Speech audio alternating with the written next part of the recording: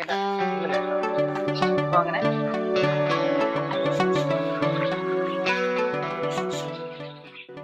നമസ്കാരം, to farmer ഫോക്കസിന്റെ പുതിയൊരു വീഡിയോയിലേക്ക് എല്ലാവർക്കും സ്വാഗതം. ഞാൻ ലിജോ. ഇത് നമ്മൾ ഗ്രോ ബാഗിൽ നട്ടു വളർത്തിയിരിക്കുന്ന ഇഞ്ചി നന്നായിട്ട് വളരുന്നുണ്ട്. യാതൊരു രീതിയിലുള്ള കേടുപാടുകളോ അല്ലെങ്കിൽ കീട ആക്രമണങ്ങളോ ഉണ്ടായിരുന്നില്ല.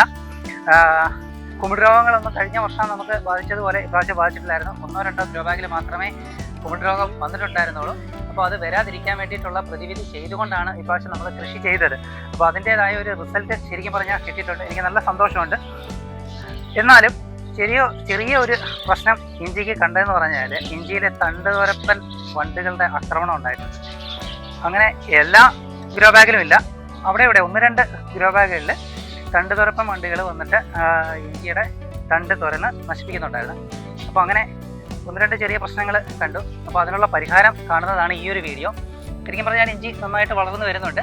ഇഞ്ചിക്ക് ഞാൻ 1 പ്രാവശ്യം മണ്ണ് കയറ്റിയിട്ട് കൊടുത്തിട്ടുണ്ടായിരുന്നു. അപ്പോൾ എന്നാലും വീണ്ടും ഇഞ്ചി മുളച്ച് മുകളിലേക്ക് വരുന്നുണ്ട്. അപ്പോൾ ഇനിയും കുറച്ച് ചാണകപ്പൊടിയും ഇതേപോലെ മണ്ണും കൂടെ ഇഞ്ചിക്ക് ഇട്ട് കൊടുക്കേണ്ടതായിട്ടുണ്ട്. ഗ്രോ ബാഗ് നമ്മൾ ഏകദേശം 3/4 ഭാഗത്തോളമായിരുന്നു നിറച്ചിരുന്നത്. 1 പ്രാവശ്യം മണ്ണിട്ട് കൊടുത്തു. ഇനിയും മണ്ണിട്ട് കൊടുത്ത് ഇഞ്ചി വിളവെടുക്കുന്ന സമയമാകുമ്പോഴത്തേക്ക് കൂടുതൽ മണ്ണിട്ട് കൊടുത്ത് നമ്മൾ കൂടുതൽ ഉൽപ്പാദനത്തിലേക്ക് മാക്സിമം ഇതിൻ്റെ ഉൽപ്പാദനത്തിലേക്ക് എത്തിയതിന് ശേഷം മാത്രമേ വിളവെടുക്കത്തുള്ളൂ.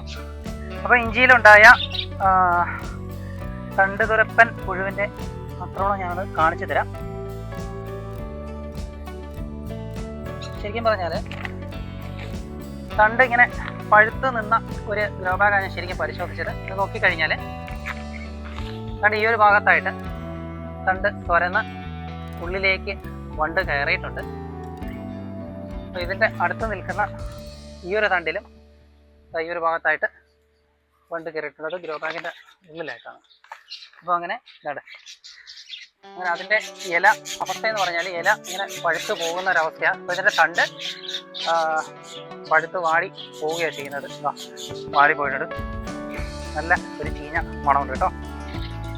അപ്പോൾ ഇത് നമുക്കിതിന് ഒരു പരിഹാരം കാണാൻ പറ്റുന്നതെന്ന് പറഞ്ഞാൽ എക്കാലക്സ് 5 ഗ്രാം 1 ലിറ്റർ വെള്ളത്തിൽ കലക്കി നമുക്ക് ചെടികൾക്ക് ഒഴിച്ചു കഴിഞ്ഞാൽ ഇതിനെ ഒരു പരിധി വരെ നമുക്ക് നിയന്ത്രിക്കാനായിട്ട് പറ്റും. എക്കാലക്സ് ഉപയോഗിക്കാതെ, കാരണം ഞാൻ പൂർണ്ണമായിട്ടും ജൈവ കൃഷി ചെയ്യാനായിട്ട് ആഗ്രഹിക്കുന്നത് കൊണ്ട് എക്കാലക്സ് ഉപയോഗിക്കാതെ ഞാനാണെങ്കിൽ കൃഷി ഫാമിൽ നിന്നും ബിവേറിയ വാങ്ങിയിട്ടുണ്ടായിരുന്നു. അപ്പോൾ ഈ ഒരു ബിവേറിയ ഉപയോഗിച്ച് കഴിഞ്ഞാൽ ബിവേറിയ 20 ഗ്രാം 1 ലിറ്റർ വെള്ളത്തിൽ എന്നുള്ള കണക്കിൽ വെള്ളത്തിൽ ലയിപ്പിച്ച് ചെടികളിലേക്ക് സ്പ്രേ ചെയ്ത് കൊടുത്തു കഴിഞ്ഞാൽ നമുക്ക് ഒരു പരിധി വരെ ഇതിനെ നിയന്ത്രിക്കാനായിട്ട് സാധിക്കും. എനിക്ക് അധികം ചെടികളിൽ ഇത് വ്യാപിച്ചിട്ടില്ലാത്തത് കൊണ്ടും ഇതിപ്പോൾ ഈ ഒരു സ്ഥലത്തിരിക്കുന്ന 1-2 ചെടികളിൽ മാത്രമേ ഈ ഒരു പ്രശ്നം ഉണ്ടായിട്ടുള്ളൂ. വേറെ ഒരു സ്ഥലത്തും ഗ്രോ ബാഗിൽ ഇതേപോലെ ഞാൻ സെറ്റ് ചെയ്ത് വെച്ചിട്ടുണ്ട്. അപ്പോൾ അവിടെ യാതൊരു രീതിയിലുള്ള പ്രശ്നങ്ങളും ഉണ്ടായിട്ടില്ല. വളരെ ചെറിയ രീതിയിലുള്ള കീടങ്ങളുടെ ആക്രമണം ഉണ്ടായതുകൊണ്ട് മാത്രമാണ് ഇപ്പോൾ ഈ ഒരു ബിവേറിയ ഉപയോഗിക്കുന്നത്. അപ്പോൾ നമുക്കൊരു പരിധി വരെ നിയന്ത്രിക്കാനായിട്ട് സാധിക്കും. അപ്പോൾ ഇതെങ്ങനെയാണ് ഉപയോഗിക്കേണ്ടതെന്ന് വെച്ച് കഴിഞ്ഞാൽ 20 ഗ്രാം 1 ലിറ്റർ വെള്ളത്തിൽ ലയിപ്പിച്ച് ചെടികളിലേക്ക് ഒഴിക്കുക വേണ്ടത്, സ്പ്രേ ചെയ്ത് കൊടുക്കുക വേണ്ടത്. അപ്പോൾ ഞാൻ ഈ ഒരു ബക്കറ്റിലേക്ക് ഏകദേശം ഒരു 20 ഗ്രാം ഇട്ട് നമുക്ക് സ്പ്രേയറിനകത്തോട്ടാക്കി ചെടിക്ക് സ്പ്രേ ചെയ്ത് കൊടുക്കാവുന്നതാണ്. ഇത് അത്ര വാട്ടർ സോല്യുബിൾ അല്ല. നന്നായിട്ട് പുറത്ത് നമ്മളൊരു ബക്കറ്റിൽ കലക്കിയതിന് ശേഷം ചെടികൾക്ക് ഒഴിച്ചു കൊടുക്കാനേ പറ്റത്തുള്ളേ.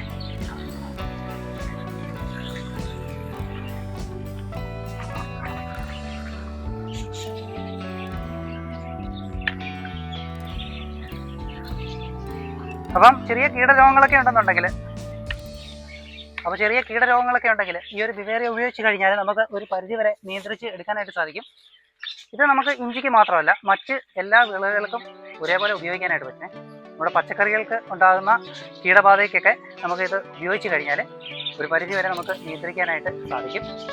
അപ്പോൾ തികച്ചും ജൈവപരമായിട്ടുള്ള ഒരു കീടനാശിനി ആയതുകൊണ്ട് നമുക്ക് ഉപയോഗിക്കുന്നത് കൊണ്ട് യാതൊരു രീതിയിലുള്ള കേടുപാടുകളും അല്ലെങ്കിൽ യാതൊരു ദോഷവും മണ്ണിനോ അല്ലെന്നുണ്ടെങ്കിൽ ചെടികൾക്കോ ഉണ്ടാവുന്നതല്ല. ഇവിടെ ഇരിക്കുന്ന ഗ്രോ ബാഗിലുള്ള ഇഞ്ചിക്ക് യാതൊരു രീതിയിലുള്ള കേടും പറ്റിയിട്ടില്ല. ഒരു കീടങ്ങളുടെ ആക്രമണവും ഉണ്ടായിട്ടില്ല കേട്ടോ. ഇന്നലെ നന്നായിട്ട് വളരുന്നുണ്ട്. ഇഞ്ചി കൃഷി ചെയ്യുമ്പോൾ സാധാരണയായി 15-20 ദിവസം കൂടുമ്പോൾ ഏതെങ്കിലും കുമിൾനാശിനി അല്ലെന്നുണ്ടെങ്കിൽ കീടങ്ങളുടെ ആക്രമണങ്ങളൊക്കെ വരാതിരിക്കാൻ വേണ്ടിയിട്ട് കീടനാശിനികളൊക്കെ പ്രയോഗിച്ചാണ് കൃഷി ചെയ്യുന്നത്. ശരിക്കും ഞാൻ ജൈവപരമായിട്ടുള്ള കൃഷി ചെയ്യുന്നത് കൊണ്ട് അങ്ങനെയുള്ള യാതൊരു രീതിയിലുള്ള കെമിക്കലും ഉപയോഗിക്കേണ്ടതായിട്ട് വന്നിട്ടില്ല, ഉപയോഗിക്കത്തില്ല.